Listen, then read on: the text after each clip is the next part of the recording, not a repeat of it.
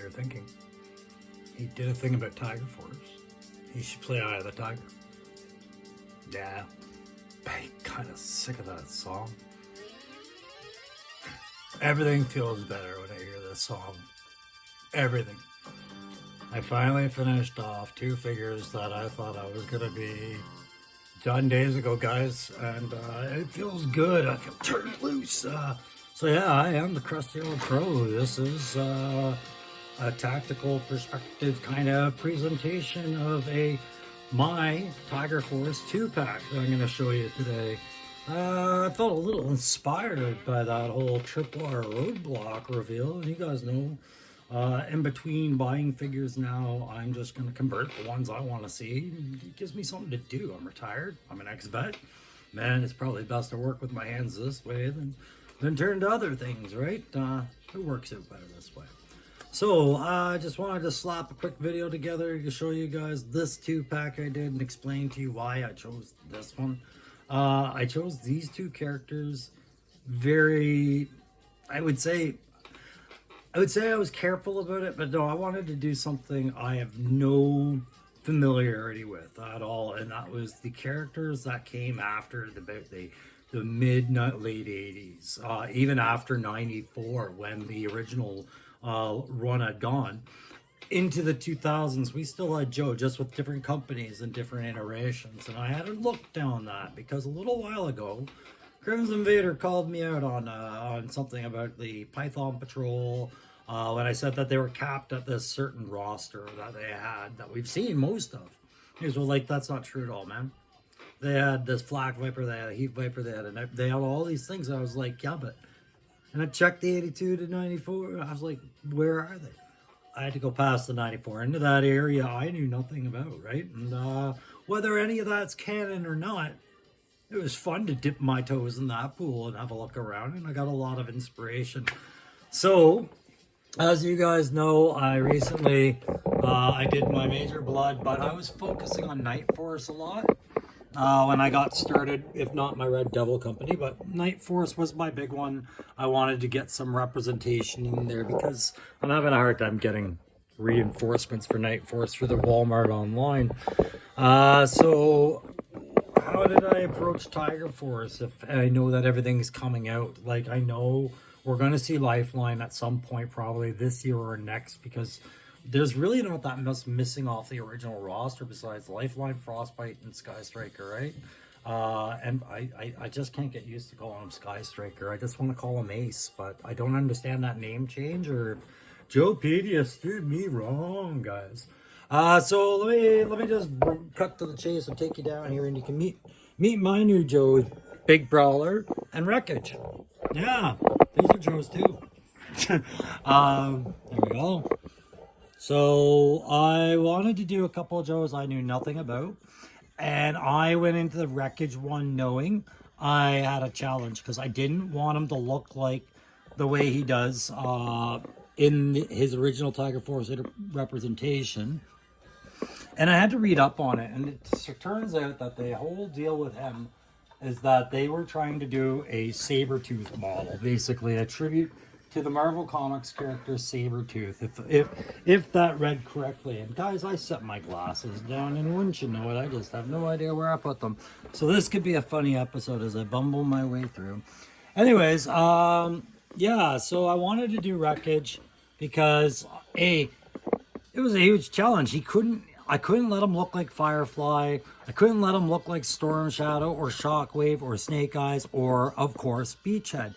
And if you guys know me, well, most of you do if you've been watching this channel long enough, you know how bad I wanted a Beachhead. Like, I still want a Beachhead, but I know that the Retro line's going to come out with one. Are the glasses on my head, guys? No? Okay.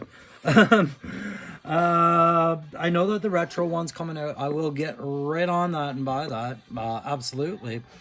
But I still might do a Beachhead. I didn't want my first effort at it to be that, the Beachhead. I wanted to get any mistakes out of doing a character like that out of the way quickly.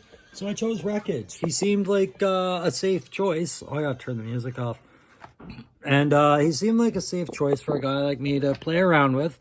And because he was Tiger Force, I thought I could have a little bit of fun trying to do my tiger pattern. I've never done a tiger pattern model for anything. I don't even think with 40K stuff I ever really attempted tiger patterns or tiger cam pat. Probably because it's not a really common camouflage, right? So I'm just trying to get the camera to a better position, and then I'll be able to share better. But yeah, I wanted to try and do my version of tiger cam with these guys. I wanted to change that saber tooth look to something more workable for the classifieds that I had vision, especially for my end state interpretations, but also just out of, hey man, you can see things differently. We just saw how Sergeant Slaughter's Marauders have changed, right? I'm going to have to take this way. Sergeant Slaughter's Marauders have all changed up, right? And as a result, they're a darker version of what they were. I'm just going to hold them up as we talk. So yeah, the big things I had to do with this one, this is a 3D printed head up from Loki Wartooth that I have put on a repainted steel core trooper body, basically, that I stripped down. I'm going to remove this custom backpack I made him, and I did find my glasses. I'm going to put them on. So this was what was taking me so long. You notice how cut up my fingers are, right? Not related, but just as related to modeling, sure. My fingers get really dry in the winter, especially if I'm working with chemicals and dry stuff. But no, I'm going to bring the camera down to you guys, down here. The whole deal with the backpacks was that I had to try. I wanted to challenge myself and say, could you make a custom demolitions kit? And I did a really terrible one, but it looks kind of honky. I'll have to work on that later, but that wasn't really the feature of the character. It was just something I was ad hocing later, because I'd seen Gridiron has a really good saboteur kit that I was thinking about with this, but I also like to scratch build and challenge myself before I kind of concede to somebody else's pre-printed patterns, or go through the, 3D printer guys and things like that. So as you can see with the cam pattern, I, instead of taking it down like this, like they had with the original where it went all the way up and down his uniform, I changed the uniform back to a green from that fur gray kind of tone that they had back in the 90s, 2000s when this came out. And I moved the pattern just over to his torso, a couple of pockets, and just his knee pads, because he's a saboteur. He's got to be light, nimble, and, not easily spotted. And that's saying a lot when you're in Tiger Force, right? But I did make sure that the balaclava was the brown and not, that was the thing about his character. He had a lot of colors going on. He had like at least 2 tones of brown. One of them like an ochre wood brown almost, and then a darker brown. Then he had the black, then he had the yellow, then he had a green. There was a lot going on, and I wanted to dumb it down. So the kit I used to bash this on, guys, you'll see a Snake Eyes bandolier of grenades from the Desert Commando Snake Eyes. I've incorporated that with some clippings off the original Gung Ho vest so that you guys see me. I put Major Blood thing on there. In fact, that pouch, just on the larger of the pouches on his chest, is actually from that vest as well. Well, the belt is a 3D low-key print that he provided me with, and I believe the holster is as well. And they went on really nice. I thought about putting one of Loki's webbings on here, but I decided against it. I wanted to do the cross belt, and I wanted to have the Tiger Cam chest and things like that, so I decided to go without.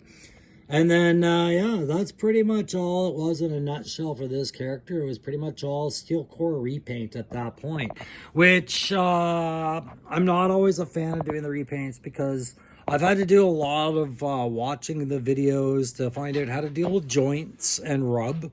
And thankfully I've come across some useful ones today. So my strategies are going to change on some of these. This one actually worked out really well. It doesn't get a lot of rub and the joints are all right. So it's able to stay articulate. I gave it the old silence pistol because I figured that's the right thing to do for that, being a saboteur. And try not to be like Firefly, but he's got to have the same loadouts for Firefly if he is what that job is, right? But I gave him his own little gamepad kind of thing that I cut out of another 1/48 scale model electronic shop thing. It's just a little readout pad. Gave it a little bit of metallic paint on the screen, so it kind of pops to the eye a little bit in passing. But that's really all there was to it. And so, and he's got a Bowie knife, like the curved blade. You can see I'm working the camera with one hand and the figure with another. So you can just imagine what that knife looks like. It's in his other hand. And then I stacked up some beautiful extra mag pouches that Loki sent me there. And I put them on the back of that belt so they don't, they're not glued to the figure. And it doesn't interfere with any of the movement and articulation. Overall, this has been one of my more articulate full paints. Like where I've painted the full figure top to bottom. And it's worked out and I was pretty happy with the mask. I don't feel like necessarily I'm looking at Beachhead. Maybe that's because I know I'm not. But I could see how it definitely would. I think I came a little... I think I am too close to Beachhead. It's just because I can see the tiger print on there that I know it's not Beachhead really. But yeah, I don't know. Whatever. It was a good workout. I liked this one for Wreckage. I thought that was cool. An interesting character I had no real knowledge about. Clearly, they were recycling some ideas at that point, but God love him, I liked it. And he folds in well with the rest of the section just fine, I think. We'll know when we look at them all together. So let's talk about Big Brawler, because this one's a different story entirely, right? Big Brawler, they had a couple iterations with him. As you can see, what I've done here is I've basically just added some 3D kit, 3 key pieces, plus another custom backpack that I was putting together for him. Just, and I'll explain briefly why. But these pieces, again, come to Loki Wartooth. And I picked this head, knowing full well this was supposed to be a monkey wrench head, right? Monkey wrench, I think, if not torch. But I realized if I just added the headband and I just did it my way, this could easily be Big Brawler for Tiger Force, or Brawler. But I think that year they called him Big Brawler. And I feel no remorse whatsoever using the Punisher style tack vest with the little cam on the... That's supposed to be a cam. I was supposed to highlight that, but I forgot all about it today.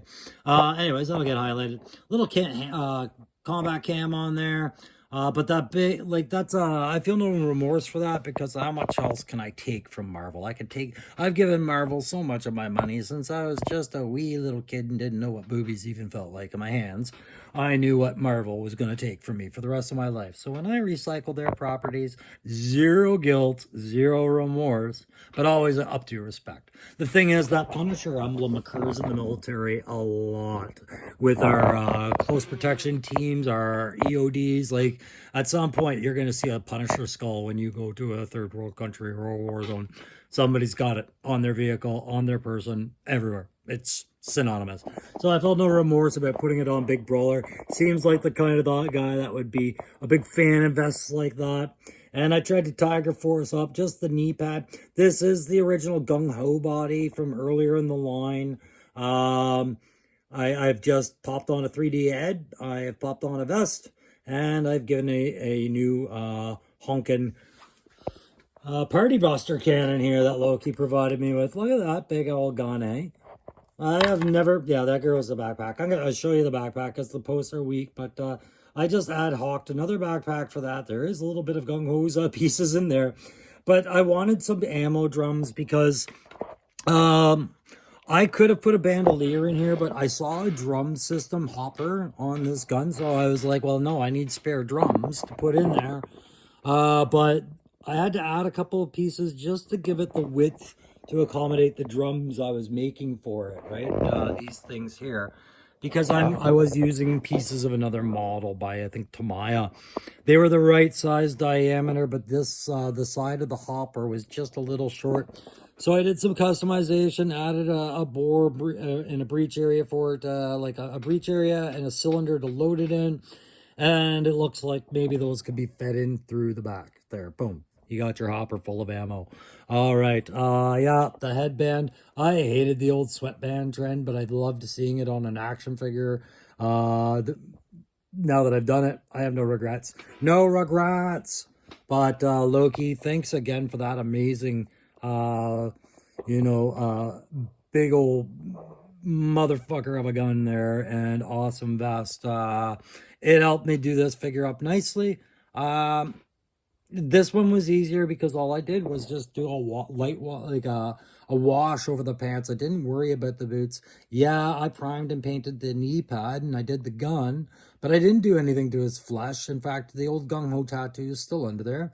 I just focused on the vest and the hair because I wanted my big brawler to be the liberty taker, you know, look how big he is. That's why they call him Brawler. Be intimidating. Go shirtless. You can't be as intimidating as Outback on a Bear, but you can try, right? Outback on a Bear. Outback on a Bear. Tiger Force. Come on, get with it. Anyways, guys, that was the Tiger Force 2-pack that I had been talking about in other videos that I said I was going to work on. Overall, I do think Big Brawler was less of a heartache for me to put together than, say, Wreckage. I think the backpacks are just placeholders till I 3D print to order something a little bit better for them as far as what makes sense. Saboteur kits or even just day bags, guys, just little go bags. But I wanted to see if I could just make a backpack work. I wanted to figure out the weight balance and how I could approach a peg for it, so I did that. Lastly, out in the wild today, you know, I wasn't able to buy any more figures, but I do have I have some nice figures coming from a friend of the channel who's doing me a solid. So as soon as those show up, I'll be doing at least a review or two on those.